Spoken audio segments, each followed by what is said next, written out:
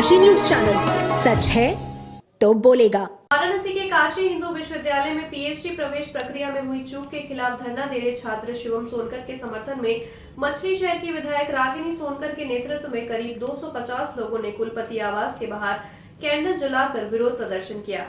धरने में शामिल तमाम सपा कार्यकर्ताओं ने कहा कि ये कोई राजनीतिक धरना नहीं बल्कि आंदोलन शिक्षा के महत्व को लेकर है। प्रदर्शनकारियों ने विश्वविद्यालय के खिलाफ जमकर नारेबाजी की और केंद्र सरकार तथा राष्ट्रपति से हस्तक्षेप की मांग की ताकि शिवम सोनकर को न्याय मिल सके। धरने में शामिल सत्यप्रकाश सोनकर ने कहा कि ये मुद्दा अब केवल शिवम सोनकर तक सीमित नहीं रहा बल्कि ये पूरे देश में चर्चा का विषय बन चुका है। उन्होंने विश्वविद्यालय के चीफ प्रॉक्टर और रजिस्ट्रार से हुई बातचीत का हवाला देते हुए कहा कि यदि विश्वविद्यालय अपनी गलती स्वीकार कर रहा है तो जिम्मेदारों पर कार्रवाई क्यों नहीं हो रही। वीसी का कहना है कि वे अगले साल सुधार करेंगे, लेकिन इस फैसले के कारण छात्र का 1 साल बर्बाद हो गया है। सत्यप्रकाश सोनकर ने आरोप लगाया कि सरकार नहीं चाहती कि दलित, पिछड़ा और अल्पसंख्यक वर्ग के बच्चे शिक्षा में आगे बढ़े। उन्होंने कहा कि विश्वविद्यालय जानबूझकर छात्र छात्राओं को कोर्ट तक खींचने की कोशिश कर रहा है ताकि छात्रों का समय बर्बाद हो और वे आगे न बढ़ सके। उन्होंने ये भी कहा कि आज के आंकड़े ये दिखाते हैं कि अनुसूचित जाति, अनुसूचित जनजाति और ओबीसी के छात्र मानसिक दबाव और बेरोजगारी की वजह से आत्महत्या कर रहे हैं।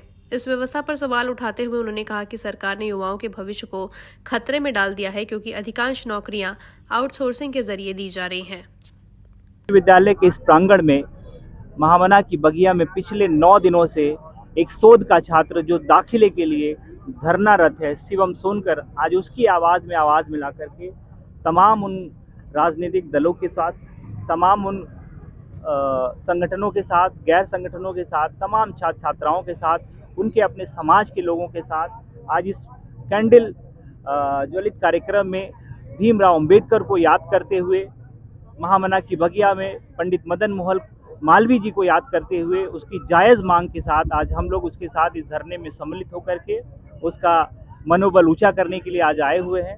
पिछले 9 दिनों से उसकी जायज़ मांग है कि उसके साथ जो अन्याय हुआ है, जो उसके साथ शोषण हुआ है, जो उसका पीएचडी दाखिला जिसमें आरक्षण का इतना बड़ा सवाल होते हुए भी जो घपले से इस विश्वविद्यालय प्रशासन ने जैसे स्वीकार भी किया कि उसके माध्यम से ये चूक हुई है और उसके साथ अन्याय हुआ है, लेकिन उसके बावजूद भी विश्वविद्यालय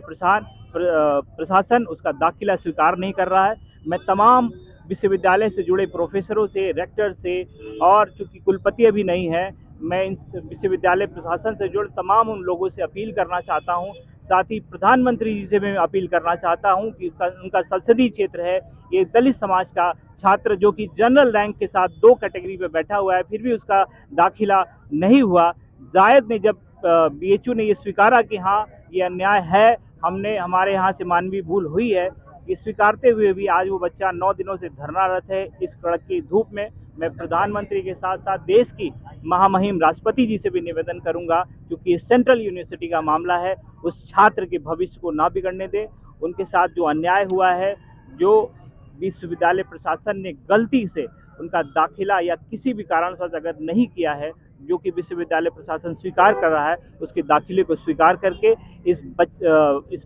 बच्चे के भविष्य को सुदृढ़ करने का काम करें। पूर्वांचल की खबरों से जुड़े रहने के लिए आज ही सब्सक्राइब करें हमारा YouTube चैनल डनकाशी और हाँ, लेटेस्ट अपडेट्स के लिए बेल आइकन को प्रेस करना ना भूलें। और आपके पास है कोई जानकारी या है कोई सूचना तो हमारे दिए गए नंबर पर आप हमसे संपर्क कर सकते हैं।